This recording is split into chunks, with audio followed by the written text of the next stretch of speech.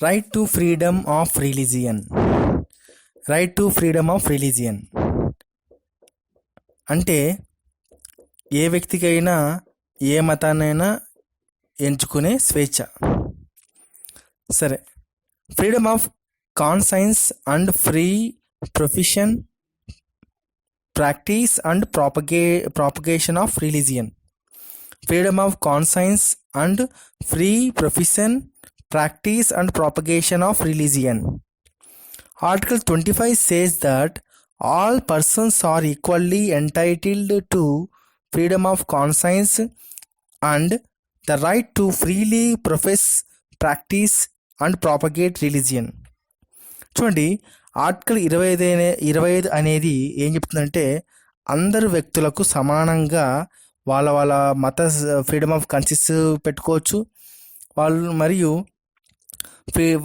Right to freely profess, right to freely practice, right to freely propagate religion. అంటే ఇవి అర్థం కావాలంటే ఈ పదాలకు అర్థం కావాలి. ఫ్రీడమ్ ఆఫ్ కాన్సైన్స్ అంటే ఇది ఒక ఇంటర్నల్ ఫ్రీడమ్.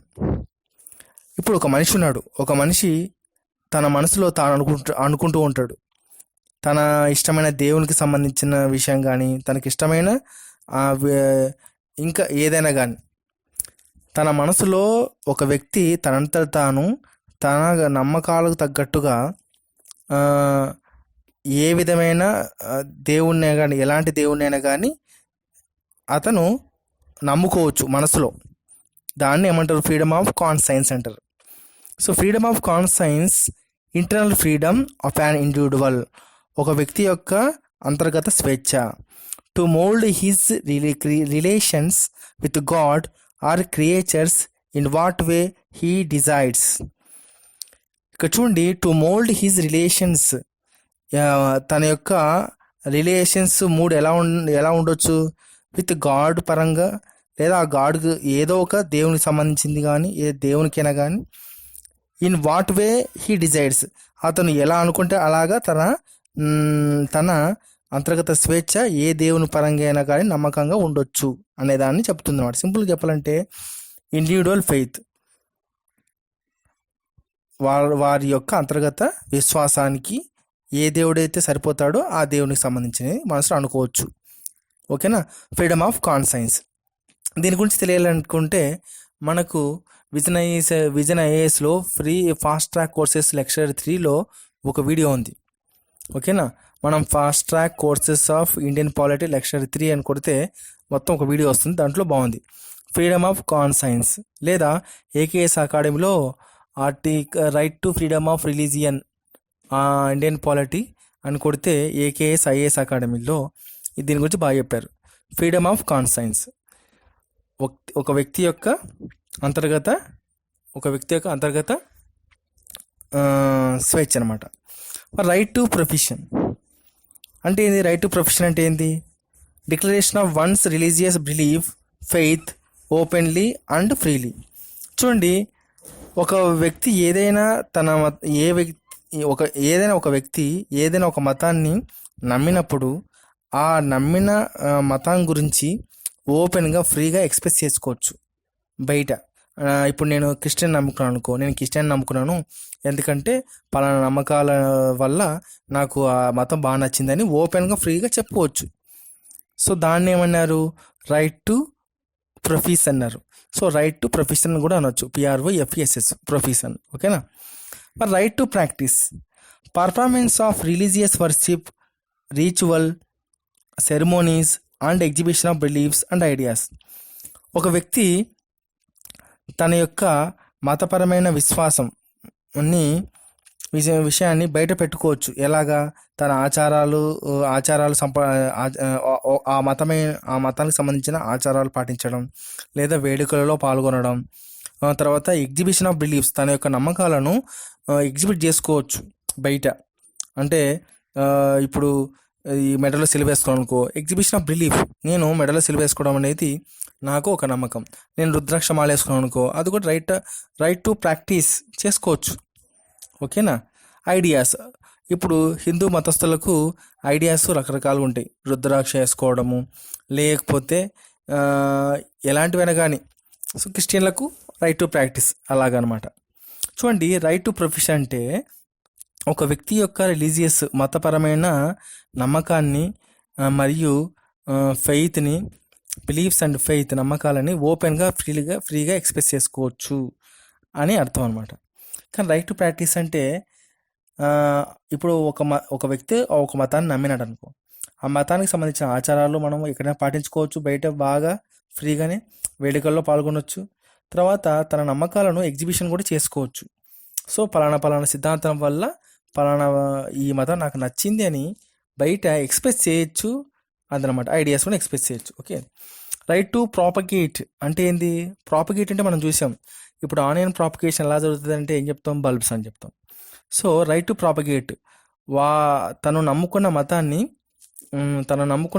మతాన్ని ప్రసారం చేయడం, ట్రాన్స్మిషన్ అండ్ డిస్మిషన్ అంటే వ్యాప్తి చెందడం of one's religious belief to others or exposition of the tenet of one's religion.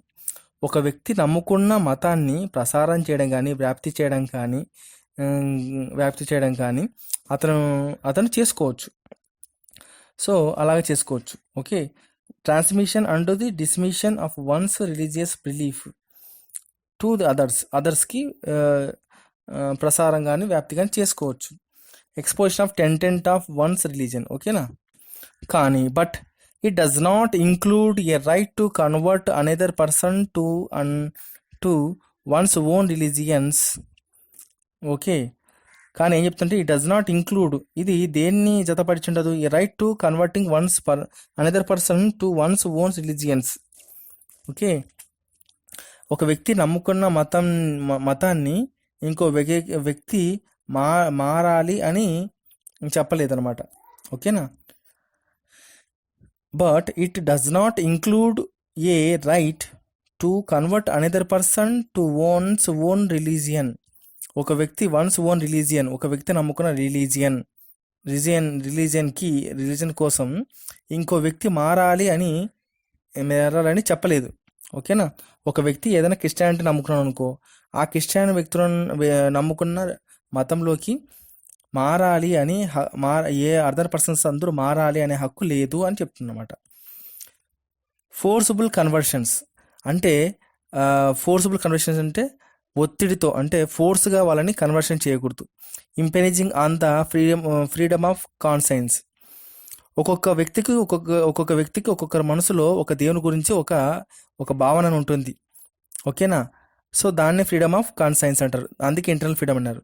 So దాని మీద ఫోర్స్ఫుల్ చేసి లేదా మితిమీరిన హద్దు మీరి ప్రవర్తించి, అంటే ఫోర్స్ ఎలా ఉంటుంది?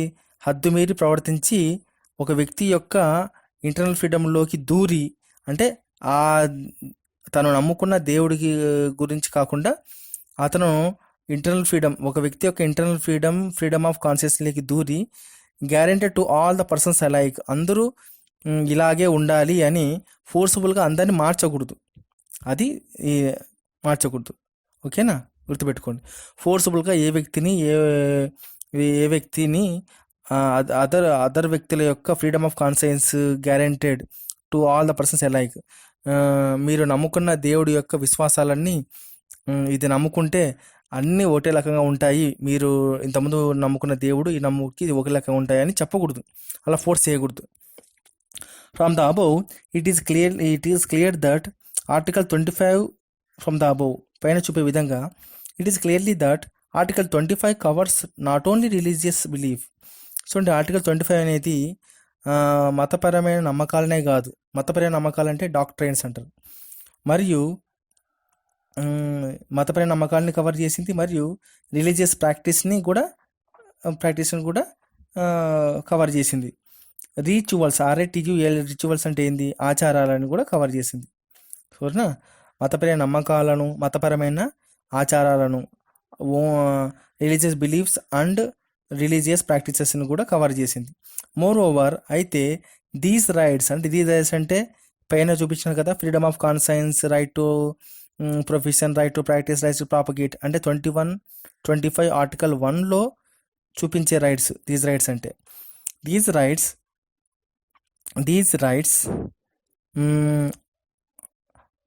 Rights are available to all persons. చూడండి, ఇటువంటి ఒక వ్యక్తి ఇటువంటి ఉంటాయి కదా, రైట్స్ ఉంటాయి కదా, అవి మన భారతీయులకే కాదు విదేశీయులకు కూడా, citizens as well as non సిటిజన్స్కి కూడా వర్తిస్తుంది అని చెప్తుంది అనమాట. ఇప్పుడు మన భారతదేశంలోకి ఎవరైనా విదేశీయుడు వస్తే తాను ఏ మతానికి అయితే ఆకట్టుకోబడతాడో ఆ మతానికి వెళ్ళిపోవచ్చు, ఫోర్స్ఫుల్ కాకోకుండా, అలాగనమాట. ఓకేనా? ఖచ్చితంగా మన భారతదేశంలో వచ్చినట్టు కదా హిందూగా మారాలా అనేది ఖచ్చితంగా ఏం లేదు. ఓకే. హవెవర్, అయితే these rights are subjected to public order, morality, health and other provisions related to fundamental right. Other provisions related to fundamental rights అన్నా ఒకటే, other provisions related to constitutions అన్నా ఒకటే. ఓకేనా? చూడండి, హవెవర్, అయితే దీస్ రైట్స్ పైన చెప్పబడిన హక్కులన్నీ దేనికి లోబడి ఉండాలి? ఆర్ సబ్జెక్టెడ్ టు అంటే దీనికి, these rights are subjected to, పైన చెప్పిన హక్కులన్నీ దీనికి లోబడి ఉండాలి. ఏది? పబ్లిక్ హెల్త్ అంటే శాంతికి ఎటువంటి ఆటంకం కలగకుండా చూసుకోవాలా మతాలన్నీ. మరియు మొరాలిటీ, నైతికతను పోగొట్టకూడదు. అంటే ఒక క్రైస్తవుడు వచ్చి హిందూ ఇంటికి వచ్చి మా మతాన్ని నమ్ముకోండి అని ఫోర్స్గా చెప్పకూడదు, అది మొరాలిటీని కూడా దెబ్బతీయకూడదు. హెల్త్, ప్రజలకు ఇప్పుడు పైన హక్కులు ఇచ్చాం కదా అని ప్రజల యొక్క ఆరోగ్యాన్ని తీయకూడదు. ఎలాగా? ఓ మైక్ సౌండ్ వాళ్ళ మతం కోసం గట్టిగా పెట్టి ప్రజల యొక్క ఆరోగ్యాన్ని చెడగొట్టకూడదు. And other provisions related to fundamental rights, ఇంకా మరి ఏ విధమైన నియమాలు అంటే ఫండమెంటల్ రైట్స్కి సంబంధించిన నియమాలు ఏవైనా కానీ ఉల్లంఘించుకోకుండా పైన హక్కులన్నీ మీరు పాటించవచ్చు అని అర్థం. ఓకేనా? ఓకే. ఏదేది? పబ్లిక్ ఆర్డర్, ప్రజాశాంతికి దెబ్బతీయకుండా, మరాలి ఏంటంటే నైతికతకు దెబ్బతినకోకుండా, హెల్త్కి ప్రజల ఆరోగ్యానికి దెబ్బతినకోకుండా, మరియు ఫండమెంటల్ రైట్స్కి దెబ్బతినకోకుండా మీరు ఏ మతాన్ని నమ్ముకోండి, ఏ మతాన్ని ప్రాక్టీస్ చేసుకోండి, ఏ మతాన్నైనా కాన్సెన్స్ చేసుకోండి, ఏ మతాన్నైనా ప్రొఫెషన్ చేసుకోండి, ఏ మతాన్ని ప్రాక్టీస్ చేసుకోండి, ఏ మతాన్నైనా ప్రాపగేట్ చేసుకోండి అని చెప్తుందన్నమాట. కానీ కొన్నిసార్లు స్టేట్ అనేది కొన్నిసార్లు ఇన్వాల్వ్ అవుతుంది. ఎక్కడ? ఇప్పుడు మనం ఇక్కడ state is permitted to regulate or restrict any economic, financial, political and or other secular activity. మనకి ఇక్కడ సెక్యులర్ అంటే మతం అని వస్తుంది, కానీ అదర్ సెక్యులర్ యాక్టివిటీ అంటే తెలుసా? సెక్యులర్ వేరు, సెక్యులరిజం వేరు, చాలా చాలా భయంకరమైన తేడా ఉంది. సెక్యులర్ యాక్టివిటీ అంటే మతపరమైన సంబంధించిన పనులు అని మనం అనుకుంటాం, కాదు, మత సంబంధం లేని పనులు అని అర్థం సెక్యులర్ యాక్టివిటీకి. ఇప్పుడు ఒక చోట ఒక మత ప్రచారం జరుగుతుంది.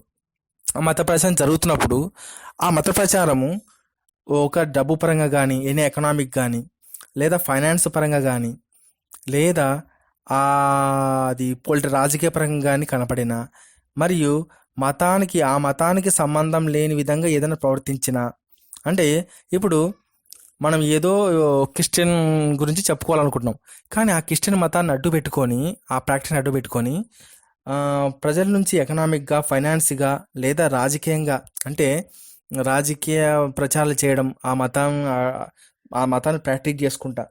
ఓకే. ఈ మతాలని ప్రాక్టీస్ చేసుకున్నప్పుడు ఏ వ్యక్తి కూడా ఎకనామిక్ కానీ, ఫైనాన్షియల్ కానీ, పొలిటికల్ కానీ, అదర్ సోషల్ యాక్టివిటీ, మతానికి సంబంధం లేని యాక్టివిటీస్, ఈ రిలీజియస్ ప్రాక్టీస్లో ఇన్వాల్వ్ అయింటే అప్పుడు స్టేట్ ఇన్వాల్వ్ అవుతుంది, అంతే కదా. అది ఇప్పుడు ఒక మతం, సపోజ్ ఒక క్రిస్టియన్ మతం ప్రచారం చేస్తుంది అనుకుందాం. ప్రచారం చేసేటప్పుడు ఆ మత ప్రచారాన్ని అడ్డు పెట్టుకొని, రిలీజియస్ ప్రాక్టీస్ని అడ్డు పెట్టుకొని వాళ్ళ నుంచి డబ్బులు లాగడం, లేకపోతే పొలిటికల్గా పొలిటికల్గా దాన్ని యూజ్ చేసుకోవడం, లేకపోతే ఫైనాన్స్గా యూజ్ చేసుకోవడం, లేదా మత సంబంధం లేని విషయాలన్నీ ఆడ మాట్లాడడం. మనం చేసేది రిలీజియస్ ప్రాక్టీసే, అంటే తన యొక్క మతం గురించి మాట్లాడుకోవాలా, లేదా మూసుకొని కూర్చోవాలా. కానీ మతం సంబంధం లేని మాటలు మాట్లాడితే అప్పుడు స్టేట్ ఇన్వాల్వ్ అవుతుంది అనమాట.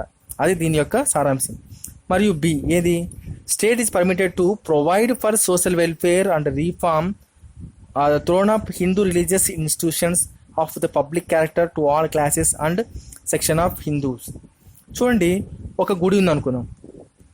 ఒక గుడిలోకి ఈ గుడిలోకి అంటరాని వాళ్ళు రాకూడదు అని ఎవరైనా విధించినారనుకో, అప్పుడు స్టేట్ ఇన్వాల్వ్ అవుతుంది.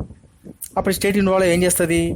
సాంఘిక సంక్షేమం కోసం సాంఘిక సంక్షణలు తీసుకొచ్చి కొన్ని హిందూ రిలీజియస్ ఇన్స్టిట్యూషన్స్ని ఫామ్ చేసి, లేదా ఇప్పుడు ఉండే రిలీజియస్ ఏదైతే ఈ గుళ్ళోకి తక్కువ జాతి వాళ్ళు రాకూడదు అన్న గుడిలోకి జరిగిన నిబంధనలు తీసేసి ఆ గుళ్ళోకి అందరూ రావచ్చు, ఈ గుడి అనేది అందరికి సంబంధించినది, to all classes and sections of Hindus, అందరి హిందువులకు సంబంధించినది ఈ గుడి, ఎవరైనా రావచ్చు పోవచ్చు, వాళ్ళ యొక్క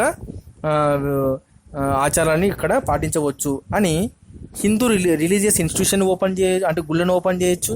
లేదా కొన్ని గుళ్ళల్లోకి అస్పృశ్యులను రానియకుండా చేసినప్పుడు స్టేట్ అవి తీసేసి అందరూ రావచ్చు అని చెప్తుంది. ఫర్ ఎగ్జాంపుల్, ఇంకో విధంగా ఆలోచిద్దాం. ఒక హిందూ దేవాలయం ఉంది అనుకుందాం.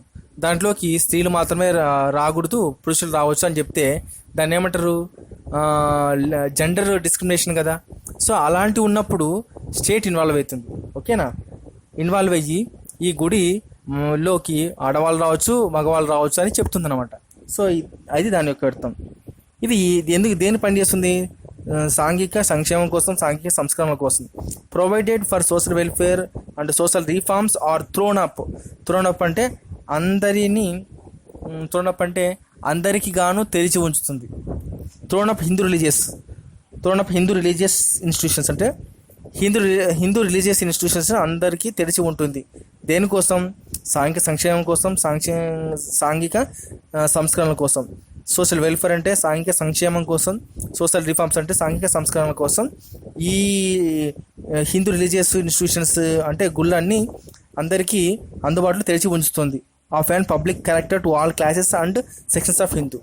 అది ఓకే. మరి article 25 also contains 2 explanation. 2 explanation ఉందంట. ఏది? One's wearing and carrying of kirpans is to be included in the profession of the Sikh religion. అంటే సిక్కు రిలీజియన్లో వాళ్ళు టోపీని పెట్టుకుంటారు, మరియు కిర్పాన్స్ అంటే కత్తిని పట్టుకుంటారు, కత్తిని సింబాలిక్గా చూపిస్తారు. సో ఇలాంటి టోపీ పెట్టుకోవడం, కత్తిని సింబాలిక్గా పెట్టుకోవడం అనేది రైట్ టు ప్రొఫెషన్ లేకొస్తుంది అని చెబుతుందన్నమాట. రైట్ టు ప్రొఫెషన్ అంటే కొంతమంది అన్నారు, ఇప్పుడు కత్తిని చూపించడం అనేది ఒక విధ్వంసానికి చిహ్నం కదా, అది మతపరమైన విధ్వంసానికి దారి తీస్తుందేమోనంటే అలా ఏం కాదు. సింబాలిక్గా ఏదైనా పెట్టుకోవచ్చు. ఇప్పుడు సిక్కులు కిప్రాన్స్ అని ఒక కత్తి మాదిరి, కిప్రాన్స్ అంటే కత్తి సింబాలిక్గా పెట్టుకున్నారు. సో దానివల్ల ఎటువంటి హాని లేదు. ఇది జస్ట్ వాళ్ళ మతానికి సంబంధించిన బిలీఫ్ మరియు ఫెయిత్ కాబట్టి వాళ్ళు ఈ కిప్రాన్స్ని రైట్ టు ప్రొఫెషన్గా పరిగణించినారు.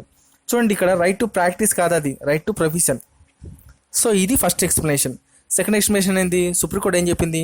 హిందూ అనే పదము హిందువులకు సంబంధించింది కాదు, హిందూస్ అంటే సిక్కులు వస్తారు, జైనులు వస్తారు, బుద్ధిస్టులు వస్తారు అని చెప్పింది అనమాట.